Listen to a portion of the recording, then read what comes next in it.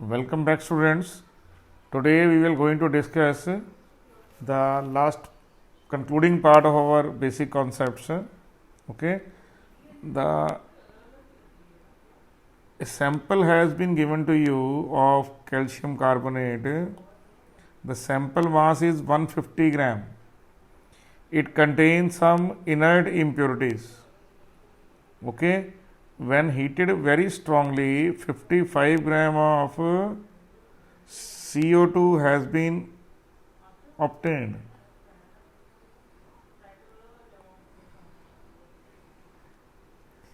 Fifty gram of what? 50 gram of CO2 given out. Okay, so you have to find out the percentage purity of the calcium carbonate. Are you getting that? अब दोबारा समझिए, आपको 150 ग्राम का एक sample given है जिसमें कुछ inert impurities हैं. कुछ क्या हैं? Inert impurity. इनर्ट मतलब जो अनरिएक्टिव हैं. जब इसको हीट करते हैं हम स्ट्रांगली तो 55 ग्राम CO2 बाहर आता है. तो आपको बताना है परसेंटेज प्योरिटी ऑफ क्या है कैल्शियम कार्बोनेट की. क्लियर? आपको ये समझ आ गया क्वेश्चन? श्योर. तो अगर हम बैलेंस इक्वेशन में चेक करें तो क्या इतना आ रहा है? 1 मोल प्रोड्यूसिंग 1 मोल ऑफ CO2. तो 1 मोल कैल्शियम कार्बोनेट कितना होता है? कैल्शियम का मास 40, कार्बन का 12, ऑक्सीजन का 48. आंसर आ गया 100. तो 100 ग्राम क्या है यहाँ पे? Molar mass of calcium carbonate. और 44 ग्राम क्या है? Molar mass of carbon dioxide. तो हमारे पास क्या आंसर आ गया कि जो 100 ग्राम कैल्शियम कार्बोनेट है वो हमें देता है 44 ग्राम ऑफ CO2. तो क्वेश्चन में कितना निकला है? तो देखिए 55. तो 55 gram is given by how much amount of what? How much amount of CaCO2. तो आप x का अमाउंट निकाल लीजिए. तो x का अमाउंट क्या आएगा यहाँ पे? क्लियर? तो x का अमाउंट यहाँ पे आएगा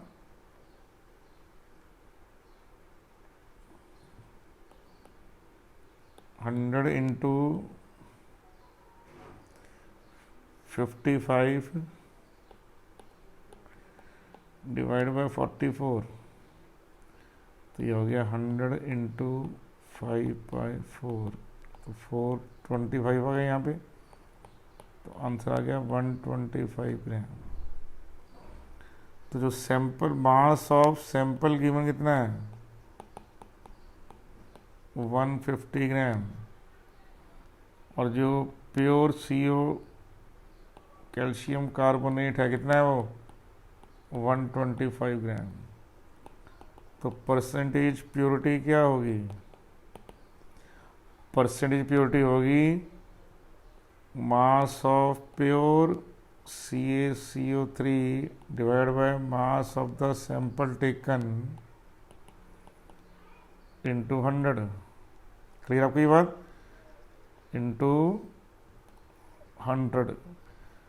तो जब इसको सॉल्व करेंगे, सॉल्व करने पे आपका आंसर क्या आ रहा है? तो सॉल्व करने पे आपका आंसर आ रहा है यहाँ पे 125/150 into 100. It comes out to be 83.33%.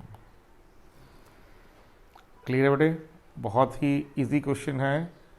आपको समझ दो क्वेश्चन दोबारा समझिए ध्यान से आप. ठीक है, आप देख लीजिए स्टेप बाय स्टेप इसको ध्यान से. तो क्वेश्चन को दोबारा समझिए कि आपको क्या गिवन है. आपको गिवन है एक सैंपल 150 ग्राम कैल्शियम कार्बोनेट का जिसने 55 ग्राम दिया है आपको CO2. तो बताइए इसमें प्योरिटी कितनी है? तो आप बैलेंस इक्वेशन चेक कर लीजिए कि जो 100 ग्राम कैल्शियम कार्बोनेट है ये आपको 44 ग्राम CO2 देता है. तो 55 जो CO2 है, how much gram of CaCO2 will given. तो आंसर क्या आ रहा है आपके पास? आंसर आपके पास आ रहा है यहाँ पे 125. तो 125 होना चाहिए जबकि सैंपल का मास है 150. तो आपका आंसर क्या आ जाएगा? 83.3%. श्योर? चेक कर लिए ध्यान से. ओके, अब हम चलते हैं नेक्स्ट क्वेश्चन पे. देखिए अब नेक्स्ट क्वेश्चन जो आपके पास है वो ये है कि हमारे पास क्या है, हमारे पास KClO3 का एक सैंपल है,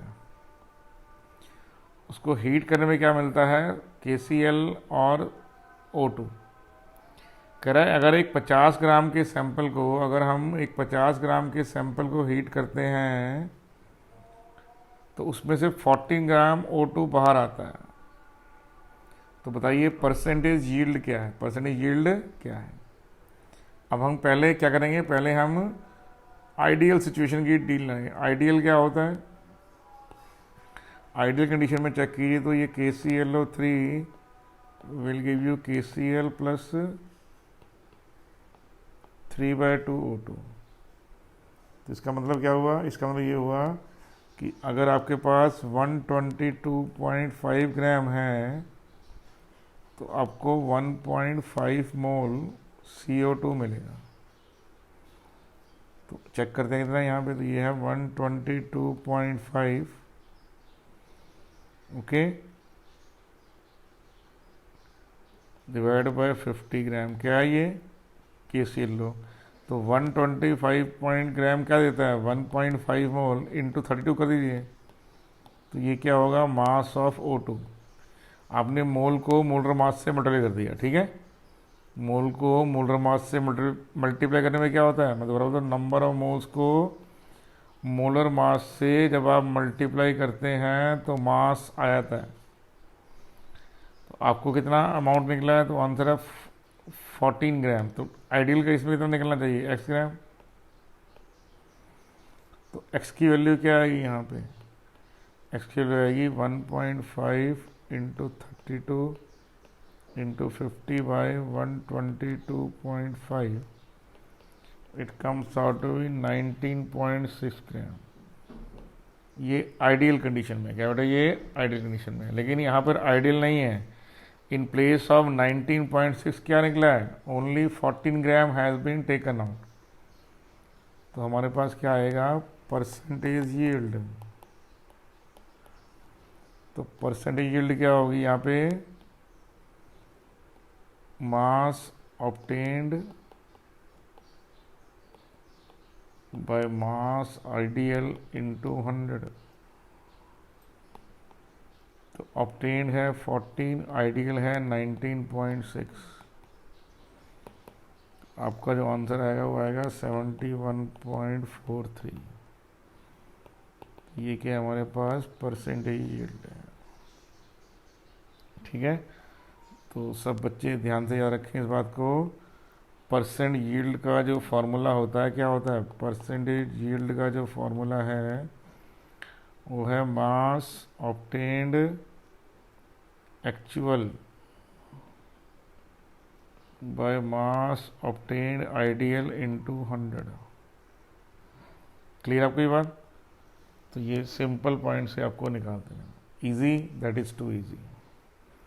क्वेश्चन दोबारा समझिए कि हमारे पास क्या है, हमारे पास है यहाँ पर 50 ग्राम सैंपल ऑफ, तो अगर हमारे पास 1 मोल है तो 1 मोल से कितना होता है, 1.5 इंटू 32 ग्राम्स ऑफ O2, कि इतना अमाउंट O2 का बाहर आता है। तो बताइए 50 ग्राम से कितना आना चाहिए, तो आंसर है 19.6। लेकिन क्या 19.6 आया है, नहीं आया, हमें सिर्फ 14 ग्राम आया है। इससे मतलब क्या हुआ, रिएक्टेंट में बहुत कुछ ऐसा था जो इनर्ट था, जो इम्प्योरिटी थी उसमें, ठीक है ना। इससे क्या होगा कि तो परसेंटेज यील्ड इतनी आई है 71.43। Okay, are you getting that, very much. Now in the next question you are asked that a 6 gram sample of sodium carbonate has been taken. It has been consumed by that much of HCl. You have to find out the percentage purity of the sample. Okay. Now, if you go by the rule, it should be milli equivalence of sodium carbonate should be equal to milli equivalence of HCl. So what should be the milli equivalence of sodium carbonate is Z into given mass by molar mass into 1000, and what is milli equivalence, it is Z into molarity into volume. So 1 into 0.2 into 500. Okay, here Z is 2, given mass we do not know, molar mass we know 106 into, so it comes out to be how much? It comes out to be 2. So what is WB? It will cancel out here also, 0.1, so 0.1 into 106 by 2, it is 5.3 gram. That is mass of sodium carbonate that should be present ideal condition, but has been given 6 gram. Okay, it means 0.7 grams are impurities are there. Okay, sure what? So percentage purity is 5.3 divided by 6 into 100. Okay, so it comes out to be 88.33. So 11.67% is the impurity in the sample. Okay, sure. So this question is very very important. So percentage purity or percentage impurity in the sample you can find out, or percentage yield you can find out like that. Easy, that is too easy question. Okay, sure.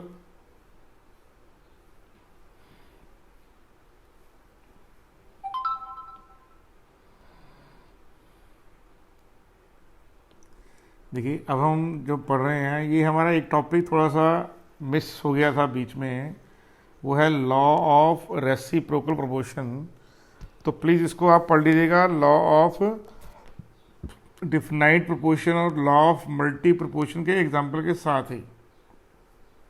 जब notes आपने note down करेंगे तो please इसको इसके साथ refer कीजिएगा. ये एक छोटा मिस्टेक हो गया मुझसे कि ये एक लॉ बीच में रह गया, that is law of reciprocal proportion. ठीक है, सॉरी फॉर दैट कि आपको मैं बीच में एक हल्का सा सब टॉपिक हमने मिस कर दिया था. तो don't worry, now we will look at that. उल्टा अच्छा ही हुआ, ये अब आपको बहुत ही ईजी समझ आ जाएगा क्योंकि अब आप लगभग मूल कॉन्सेप्ट पूरा पढ़ ही लिया आपने. तो लॉ ऑफ रेसिप्रोकल प्रोपोर्शन क्या बोलता है? वो ये बोलता है कि the ratio in which the two elements combine separately with a fixed weight of the third element is either the same or in simple whole number ratio. कि hydrogen का वन पार्ट सल्फर के अगर x part से react करता है और oxygen के y part से रिएक्ट करता है. अगर हाइड्रोजन का वन पार्ट सल्फर के x ग्राम से अगर रिएक्ट करता है और ऑक्सीजन के y ग्राम से रिएक्ट करता है, इसका एक पार्ट, तो उसी x ratio y same ratio में क्या होगा? उसी x रेशो y में क्या होगा? सल्फर और ऑक्सीजन भी रिएक्ट करेंगे. क्लियर है? क्लियर? Sure about that? दोबारा समझिए, वन पार्ट ऑफ हाइड्रोजन अगर एक्स पार्ट ऑफ सल्फर से रिएक्ट करता है और अगर one part of hydrogen Y part of oxygen से रिएक्ट करता है, तो सल्फर डाइऑक्साइड के अंदर जो एक्स वाई का रेशो होगा वो 1:2 ही होगा. तो ये है लॉ की एक कॉमन एलिमेंट लेके उसके प्रोपोर्शन को 1 करके दोनों एलिमेंट के रेशो को निकाल देना. जैसे H2S में और H2O में, दोनों में क्या है? दोनों में हाइड्रोजन कॉमन है. श्योर? क्लियर? या फिर ऐसा मान लीजिए, SO2 में और H2O में क्या है, SO2 में और H2O में O कॉमन है, तो इसको ऐसे बोल सकते हैं फिर ऑक्सीजन का 1 पार्ट अगर A अमाउंट सल्फर से रिएक्ट करता है और ऑक्सीजन का 1 part B amount of hydrogen से रिएक्ट करता है, तो हाइड्रोजन सल्फर का जो वेट रेशो होगा यही होगा। क्लियर आपको, जो फॉर्मूले में है H2S में, जैसे सल्फर 32 ग्राम है और हाइड्रोजन 2 ग्राम है, तो 1:16 है, तो B रेशो A भी इतना ही होगा। Are you getting that in your mind? समझिए, एक पार्ट हाइड्रोजन का मान लीजिए X पार्ट S से रिएक्शन होता है in H2SO4, 1 part S hydrogen का रिएक्शन होता है in water Y part of oxygen से, तो सल्फर और ऑक्सीजन का रेशो कितना आएगा, X रेशो Y। जो X रेशो Y है यहाँ पर हाइड्रोजन के साथ जो रेशो है, वही रेशो में क्या होगा, सल्फर और ऑक्सीजन आएगा हमारे पास क्या, SO2 में। Clearly understood now? Sure about that? देखिए, अब ध्यान देखिए, यहाँ पे जो कार्बन और हाइड्रोजन है आपस में क्या बनाएंगे, मीथेन। हाइड्रोजन ऑक्सीजन क्या मिलाएंगे, वाटर। और कार्बन ऑक्सीजन कार्बन डाइऑक्साइड। तो पहले मीथेन में चेक करिए, मीथेन में क्या होता है, मीथेन में एक एटम कार्बन का है, 4 हाइड्रोजन के हैं, तो कितना होगा, 12 gram of carbon add up with the 4 gram of hydrogen. तो आप दोनों साइड को आप 12 से डिवाइड कर दीजिए, तो 1 gram of carbon add up with what, 1/3 gram of hydrogen. CO2 में क्या है दिखाइए, 12 gram of carbon add up to the 32 gram oxygen, तो दोनों को 12 से डिवाइड कर दीजिए, कितना आएगा, तो 1 gram of carbon react with 8/3 grams of oxygen. तो यहाँ पे 1 ग्राम कार्बन कांस्टेंट आ गया, क्या आ गया, यहाँ पे कांस्टेंट आ गया। तो हाइड्रोजन और ऑक्सीजन का रेशो कितना आया, 1:3 ग्राम, रेशो 8/3 ग्राम। तो मल्टी 3 LCM है, 3 कट गया, कितना आ गया रेशो, 1:8। अब इसको अगर आप ध्यान चेक करेंगे तो देखिए, वाटर में क्या होता है, पानी के अंदर भी 2 ग्राम हाइड्रोजन है और 16 ग्राम ऑक्सीजन है, तो कितना आंसर आएगा, 1:8। इसका मतलब क्या हो गया कि आपने एक एलिमेंट को कांस्टेंट रख के बाकी 2 एलिमेंट का मास रेशो निकाल लिया, तो जो मास रेशो हमें एलिमेंट का मिला है वही एक्चुअल कंपाउंड में भी होता है, ठीक है ना। तो यहाँ से भी क्या मिला है, हाइड्रोजन ऑक्सीजन कंबाइन इन 1:8, और वाटर में क्या मिला हमें, hydrogen and oxygen combine in 1:8, ठीक है। तो ये कौन सा रूल है, that is called as law of reciprocal proportion. मतलब एक एलिमेंट को कांस्टेंट करने के बाद दूसरे दोनों एलिमेंट का रेशो आ जाएगा। वो जो दोनों एलिमेंट से जो कंपाउंड बनता है, अगर वहाँ जाकर हम उसकी वेट रेशो चेक करेंगे तो एग्जैक्ट वही वेट रेशो आएगा या उसका मल्टीपल आएगा जो उस कंपाउंड में है। Are you okay with the situation? Sure? तो ये बहुत इंपॉर्टेंट है, that is called as what, that is called as law of reciprocal proportion. आप चेक कर लीजिए इसको ध्यान से।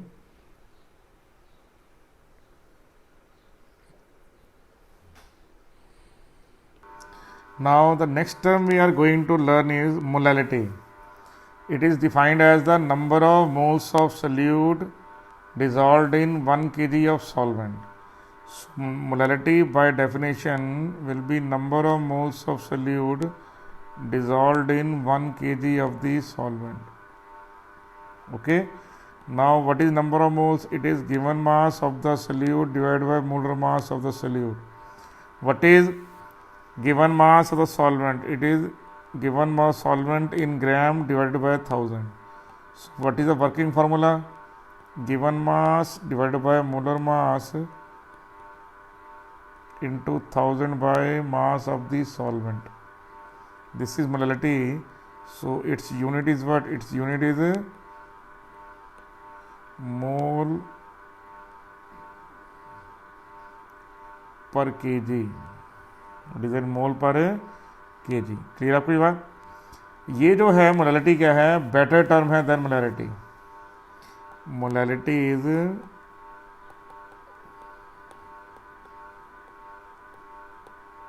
independent of temperature,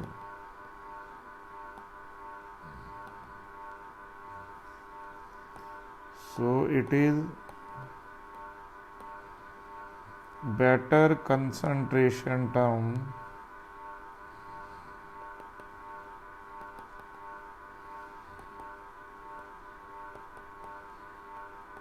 than molarity। आप देखिए कैपिटल एम है मोलैरिटी है और स्मॉल एम मोलैलिटी है, तो ये होता है given mass by molar mass into 1000 by VmL। Molality क्या है जो हमने नहीं पढ़ी है अभी, ये है given mass by molar mass into 1000 by mass of the solvent. तो ये पॉइंट आपको मालूम होना चाहिए, ठीक है नहीं? श्योर अबाउट दैट और नॉट? तो आप इसको क्या मानेंगे, WA is the mass of the solvent. Okay, तो यहाँ पर मोलर मास ऑफ B आएगा,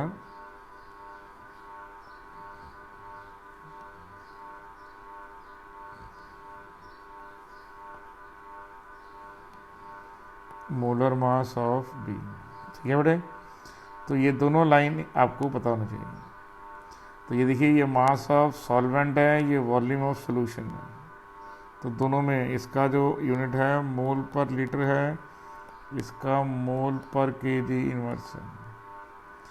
तो ये जो छोटे छोटे पॉइंट है ये आपको याद होना चाहिए, ठीक है जी? क्लियर? अब जो मोलैलिटी है ये है number of moles into 1000 by WA। तो मोलैलिटी का एक नया फार्मूला हम सीखते हैं, तो ये हो जाएगा NB इंटू 1000। तो क्या करेंगे आप, इसको मोलर मास से डिवाइड करेंगे, मोलर मास से मल्टीप्लाई करेंगे, तो WA बाई MB NA क्या हो जाएगा, ये हो जाएगा NA। क्लियर हो गया ये चीज़ आपके पास? अब अगर आप दोनों नंबर ऑफ मोल्स को आप टोटल नंबर ऑफ मोल से डिवाइड कर देंगे, नंबर ऑफ मोल्स को अगर आप टोटल नंबर ऑफ मोल से डिवाइड कर देंगे, तो हमारे पास जो आंसर आएगा वो क्या आएगा, वो आएगा यहाँ पर mole fraction of solute by mole fraction of solvent into 1000 by MA। ये नया फार्मूला आ गया, ठीक है? तो एक फार्मूला क्या आएगा, एक फार्मूला तो ये आ गया आपके पास, एक फार्मूला ये नया आ गया। क्लियर आपकी बात? Are you sure about that?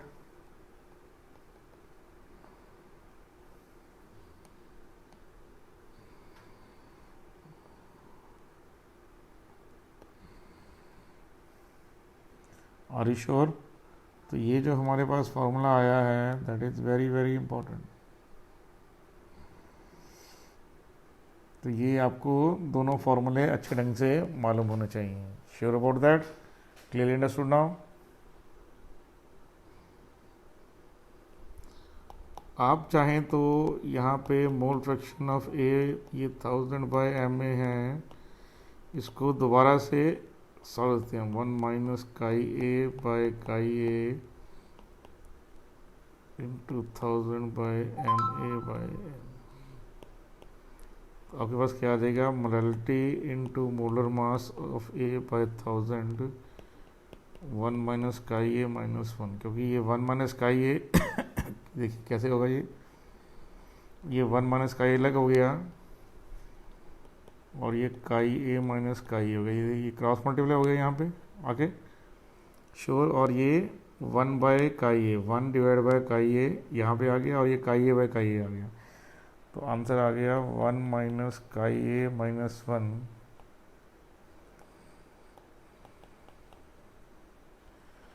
तो कुछ नहीं करना आपको, ये -1 को इधर ले जाना है। तो क्या आ जाएगा यहाँ पे 1 plus molality into molar mass of A by 1000 1 by chi A. कितना आंसर आ गया 1000 plus molality into molar mass of A by 1000 is equal to 1 by chi.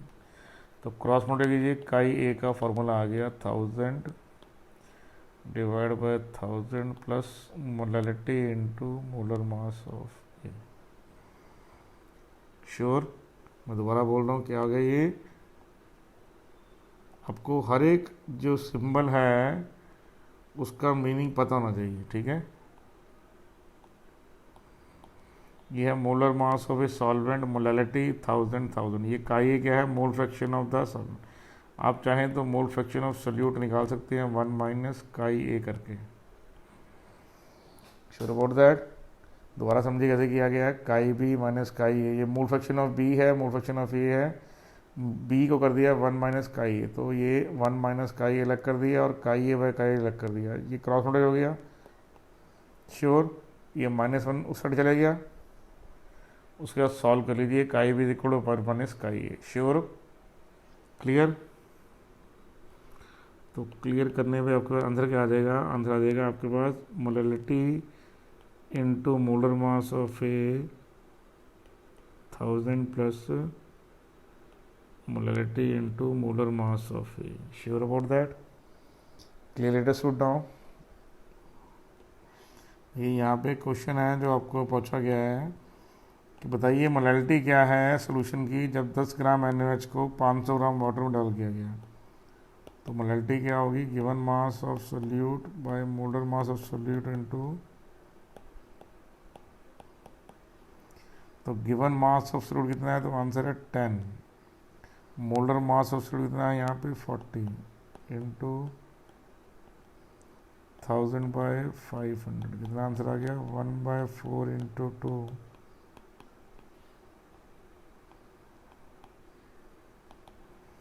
तो आंसर आ गया 0.5 मोल पर KG. That is the molality of the solution. Sure about that? Clearly understood now? अब आपको मालूम है जो मोलैलिटी है वो किसके इक्वल है, number of moles into 1000 bye molar mass of solvent. फिर आपको ये मालूम है मोलैलिटी की वैल्यू क्या है, number of moles into 1000 by VmL। तो क्रॉस मल्टीप्लाई कर लीजिए, तो इन प्लेस ऑफ NB क्या आएगा आपके पास, मोलैलिटी इंटू वॉल्यूम बाय 1000। तो आप लिख सकते हैं molality into volume by 1000 into 1000। W कितना है यहाँ पे, W है मास ऑफ, कितना हो जाएगा यहाँ पे, mass of solution minus mass of solute. तो 1000 से 1000 कैंसिल हो गया, molality into volume in ml आ गया, ठीक है। श्योर? तो ये आ गया mass of solution minus mass of solvent. Are you sure? अब आपने करना क्या यहाँ पे, इसके बाद ये मास ऑफ सॉल्यूशन सबको पता है, तो ये पहला रूल आ गया। सेकंड क्या आप करेंगे, डेंसिटी क्या होती है, मास बाय वॉल्यूम। तो in place of mass of solution क्या आ जाएगा, डेंसिटी इंटू वॉल्यूम। तो यहाँ पे आ जाएगा density into volume minus mass of solution. क्या करेंगे इसको, मोलर मास से डिवाइड, मोलर मास से मल्टीप्लाई। तो हमारे पास आंसर क्या आ गया, density into volume minus number of moles into molar mass of solute. Are you sure about that? Okay, तो ये हमारे पास आ गया।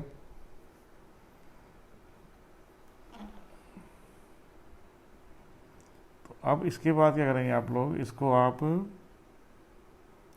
मल्टीप्लाई करेंगे, multiply numerator and denominator by 1000 by v।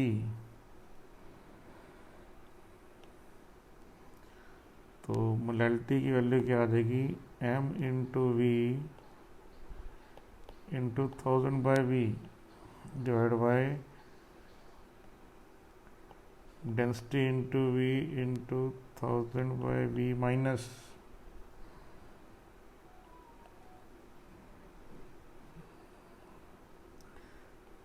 Number of moles into 1000 by v into molar mass of b। क्या किया गया यहाँ पे, चेक कीजिए ध्यान से। इस टर्म से हमने क्या किया, दोनों को, न्यूमरेटर को डिनोमिनेटर को मल्टीप्लाई किया, तो ओवरऑल ये आंसर आ गया। तो b से भी कट गया, आंसर आ गया मोलैरिटी इंटू, आंसर आ गया molarity into 1000 divide by density into 1000 minus number of moles. और ये क्या मोलैरिटी हो जाएगी, दोबारा से चेक करो ध्यान से, ये फार्मूला क्या है, मोलैरिटी तो है, number of moles 1000 by VmL, तो मोलैरिटी इंटू MB।